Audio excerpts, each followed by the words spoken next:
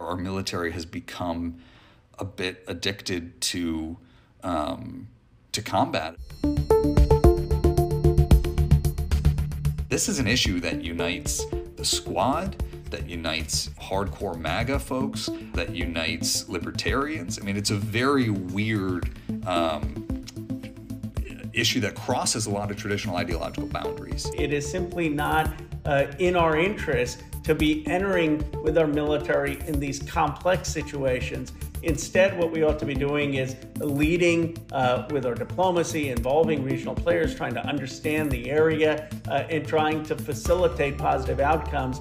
Our military has become a bit addicted to combat as a means of promotion, as a means of credibility establishment. That's how you get into those upper echelons. That's how you become a leader. And what happens to that talent development pipeline if there's peace? Americans are not isolationists. We want to engage. We want to care about people outside our borders. We want to make sure that we're engaged, but we don't want the first thing people outside to know about is our military. And there's been a real pushback against that. So if anything, it's just a reflexive rejection of a status quo that has not worked.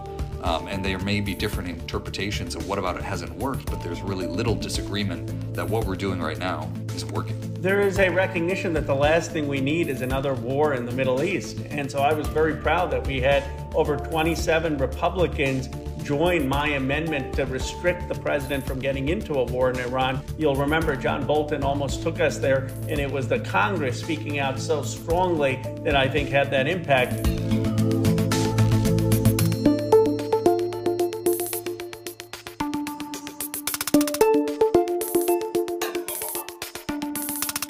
Congress needs to reassert its role. We can't just provide the president with a blank check.